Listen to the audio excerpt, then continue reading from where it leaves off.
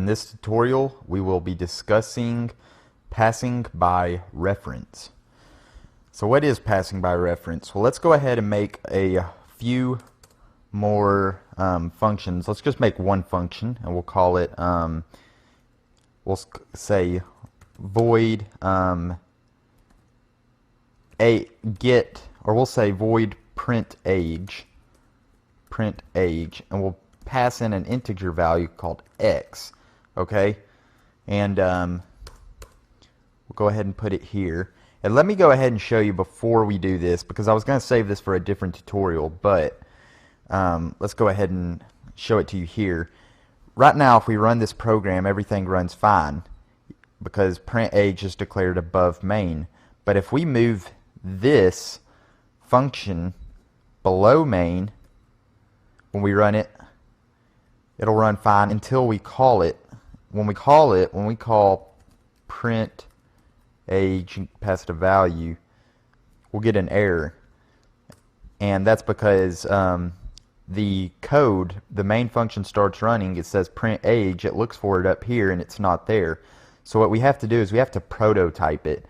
So I'm going to go ahead and show you how to prototype it. All you have to do is up here in the under using namespace, you just type the name of the function. So you type void print age int x semicolon.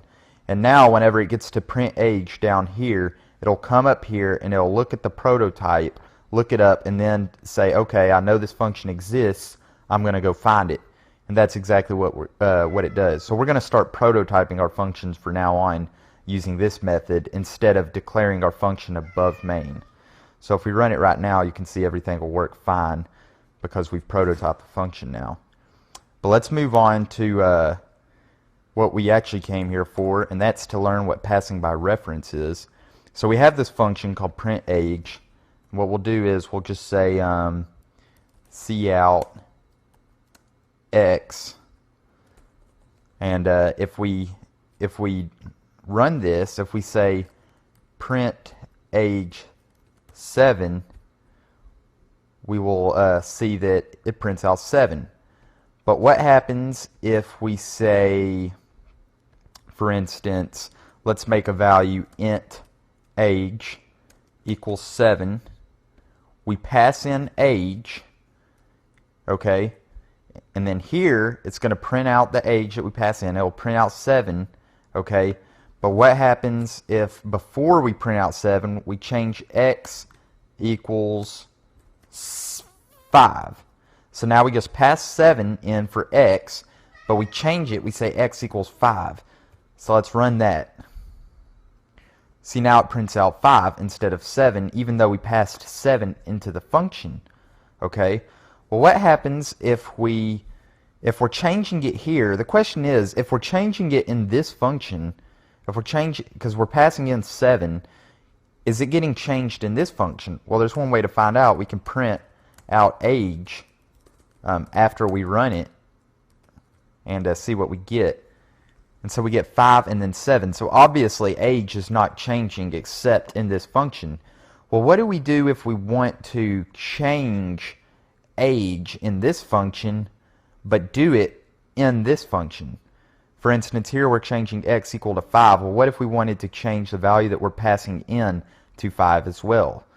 Well, to do that, we have to pass by reference. And what that means is, instead of passing a copy of age into this parameter, we're going to pass the memory address of age into this parameter. And to do that, you simply just type in the ampersand symbol before your variable name. So now, whenever we run it, we have to type in our prototype up here as well, so don't forget to do that. So now when we run it, both equal 5. And the reason why is because, let me pull this back up so you can see both at the same time.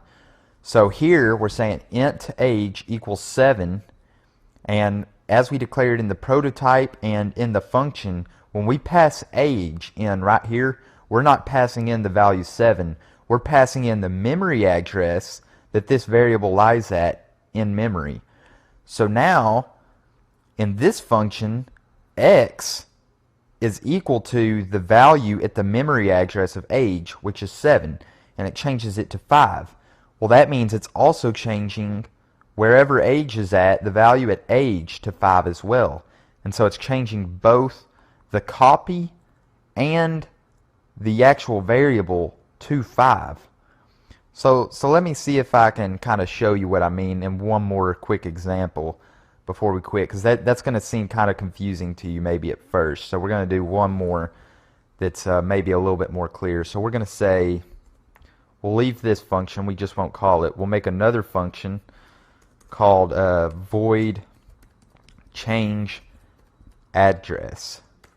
Okay, and we'll pass in a string, and we'll call it, we'll pass in a string and we'll call it address. Okay, and we need to prototype it up here, remember, so we'll say string change address string, and you actually in the prototype you can take out this X. It just has to know that you're passing in a string or an int in the prototype. So you could actually make the variable name, you know, Y here and X down here, and it doesn't matter. But it's totally up to you if you want to leave it there, just so you have the same look going out through going throughout your code. That's fine. But I often just leave the value, the data type, and then the ampersand symbol if I'm passing by reference in the prototype parameter. And here I'll do the same thing. I'll just say string ampersand, which means we're passing in a string memory address here in this prototype. And then we'll add a semicolon to finish the prototype.